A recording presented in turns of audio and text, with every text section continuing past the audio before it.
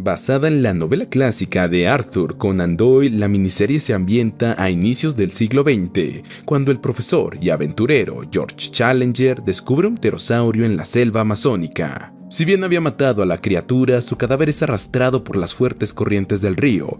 Lo único que Challenger logra rescatar del animal es un ala. Con esa evidencia, Challenger viaja de regreso a Londres para presentarse en una conferencia del respetado profesor Leo Summerlee sobre dinosaurios. Challenger no tarda en oponerse a las descripciones de esas criaturas según Summerlee, quien no cuenta con pruebas. Acto seguido, Challenger revela el ala del pterosaurio, que para ese momento solo es un hueso. Pese a eso, Challenger asegura que hay dinosaurios en una región escondida del Amazonas e incluso solicita apoyo para realizar una expedición. Los aristócratas se lo toman a burla, ya que no es la primera propuesta alocada de Challenger, aunque el intrépido Lord Rockstone se ofrece a financiar la expedición, además de participar en ella. Asimismo, Edward Malone, un reportero del Daily Gazette en busca de oportunidades, también se ofrece como voluntario. De puro orgullo, Summerlee se une a la travesía con toda la intención de probar que Challenger se equivoca. Antes de partir, Edward le pide una respuesta a su novia Gladys sobre su posible matrimonio, a lo que ella confiesa que siempre lo ha admirado, pero prefiere un hombre heroico. Al decir eso, mira de reojo a Rockstone, el cazador más famoso de la ciudad. Aún así, Edward se despide de ella con un beso. Durante el viaje a Brasil, Challenger le muestra a su equipo un antiguo mapa del siglo XVII, elaborado por el padre Mendoza, un sacerdote al que tildaron de loco por ver dragones. En el mapa ven una ruta a través de un sistema de cuevas que conduce a una meseta aislada de la corriente evolutiva, el posible hogar de los dinosaurios. Al llegar al Amazonas, los viajeros se instalan en la casa del reverendo Theo y su joven sobrina Agnes, un par de misioneros. Pese a su hospitalidad, el reverendo ni siquiera cree que hubo dinosaurios en el planeta, pues confía plenamente en el origen según la Biblia. Mientras los científicos tratan de convencerlo de sus teorías, Rockstone aprovecha el tiempo para coquetearle a Agnes. Al momento de partir, Agnes se propone a irse con los viajeros, ya que se crió en la selva. Por supuesto, su tío se opone a la idea, pero las ganas de aventura la superan. Y así dan inicio a la expedición por el río Amazónico junto a un grupo de nativos locales. Cuando se adentran en la selva, deciden instalar un campamento para pasar la noche. En eso, Edward descubre un tótem ritualista del mal augurio, lo que provoca la huida de los nativos. Al día siguiente, reciben la visita inesperada del reverendo Theo, quien les revela una ruta alterna a la meseta. Ahora solo deben encontrar el sistema de cuevas para ingresar en ella. Ya en las frías y oscuras cavernas encuentran dibujos antiguos sobre dinosaurios. Sin embargo, al final de la caverna se topan con la única salida bloqueada por un derrumbe artificial. Ante eso, Challenger informa que su última opción es rodear la meseta en busca de una entrada alternativa. Mientras recargan energías en un campamento, Challenger y Theo son testigos de cómo un pterosaurio aparece de la nada y se lleva el cerdo que estaban cocinando. Por desgracia, el resto estaba en un lugar apartado examinando una polilla, así que creen que un buitre se llevó su alimento. Aún así, Challenger celebra de que los dinosaurios existen, mientras que el reverendo finge no haber visto nada. A medida que rodean la inmensa meseta, se van quedando sin suministros, aunque justo antes de darse por vencido, Challenger encuentra un risco por el que trepan hasta la cima de un gran montículo, al lado de la meseta principal. Para llegar a ella deben cruzar un abismo bastante inmenso. Edward y Rockstone talan un árbol para que les sirva de puente. El primero en atreverse a cruzar es Rockstone, quien al llegar al otro lado ata una soga para que los demás tengan algo a lo que aferrarse. Agnes es la segunda en cruzar, siendo recibida por Rockstone con un abrazo. Luego de Edward y Summerlee es el turno de Challenger, quien le tiene pánico a las alturas. Por tanto, hace todo lo posible para no mirar hacia abajo, aunque pierde el equilibrio. Desesperado se aferra a la soga, quedando en una posición que lo hace ver el abismo, pero Rockstone lo ayuda para cruzar. En vez de unirse al resto, Theo decide tirar el tronco al abismo, aclamando que al lugar donde van no pertenece al reino de Dios. Rockstone intenta detenerlo, pero acaba tendido en la soga. Sin piedad alguna, el reverendo corta un lado de la soga, lanzando a Rockstone de vuelta con los demás. Más allá de la traición del reverendo, los aventureros se sorprenden con los bosques del Nuevo Mundo. En su caminata, Edward se encuentra con un pequeño y adorable iguanodón, un dinosaurio que les presenta a su madre, un iguanodón mucho más grande. Los viajeros se asustan al principio, pero Challenger les señala que están a salvo porque es un dinosaurio herbívoro. Todos lo contemplan con admiración, incluido el escéptico Summerlee. Hablando del orgulloso profesor, Challenger se ríe en su cara cuando encuentran la guarida de los pterosaurios. Impresionado por las criaturas, Summerlee se acerca demasiado a ellas, quienes se lanzan al vuelo para cazarlos. En medio del caos, Summerlee resulta herido, aunque sus compañeros logran regresarlo al campamento, mientras Roxton espanta a las criaturas a balazos. Por la noche, un alosaurio ataca por sorpresa el campamento, pero logran espantarlo con fuego. Al día siguiente, Edward divisa desde la copa de un árbol su próximo destino, un lago inmenso en el que solo hay dinosaurios herbívoros. Cuando intenta bajar, Edward es emboscado por unos simios humanoides que le hacen perder el equilibrio. Edward ni siquiera alerta a sus compañeros, pues enseguida escuchan los sonidos de los simios. De inmediato se dirigen a la seguridad del lago, el cual Edward nombra como Gladys. En eso, Agnes se acerca a Edward para preguntarle por la reputación de Roxton en Londres, para asegurarse de sus intenciones con ella. Su conversación se ve interrumpida por el alosaurio de antes, el cual los persigue hasta el bosque frondoso,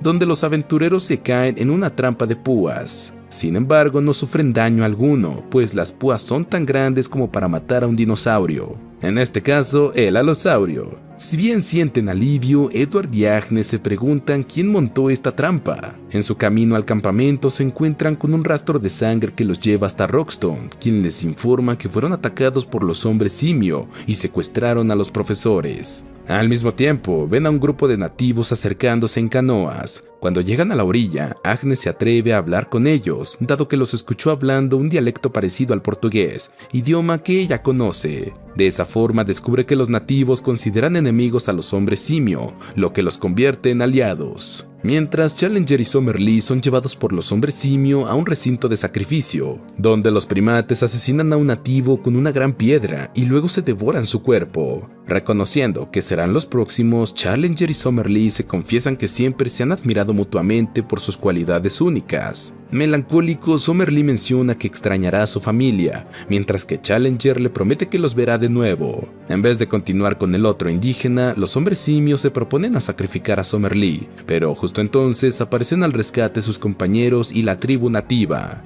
Si bien habían logrado rescatar a los profesores, Roxton masacra con crueldad a los primates, hasta que Challenger lo detiene, aclarando que son una especie desconocida que merece vivir. Tras eso, los indígenas llevan a los viajeros a su aldea como agradecimiento, dado que el otro nativo que salvaron, Achille, es el hijo del jefe de la tribu.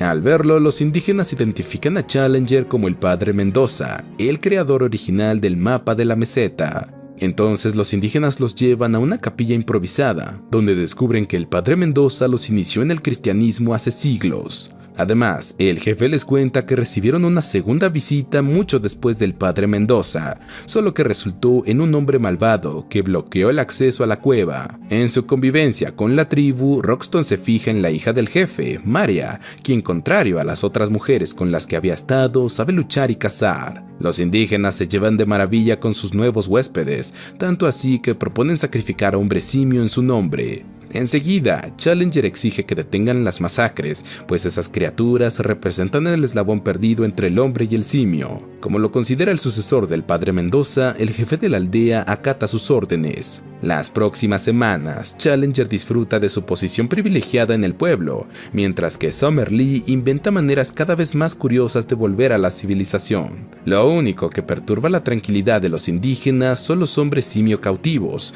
pero Challenger los mantiene a salvo y alimentados. En cuanto a Roxton, se lleva de maravilla con los guerreros locales, gracias a sus habilidades de cacería. Impresionada por ello, Maria lo elige como su marido. Edward es mucho más calmado, invirtiendo su tiempo en entretener a los indígenas más pequeños con sus dibujos. Un día, Edward y Agnes ven a los hombres simio lamentando la muerte de uno de sus bebés. Cuando Challenger se acerca, queda fascinado por cómo esos primates cavan una tumba con flores incluidas. Más tarde, los hombres simio emiten una especie de aullido que molesta a los indígenas. No muy lejos, Edward y Agnes, quienes estaban bañando en el lago, ven un par de alosaurios aproximándose a la aldea.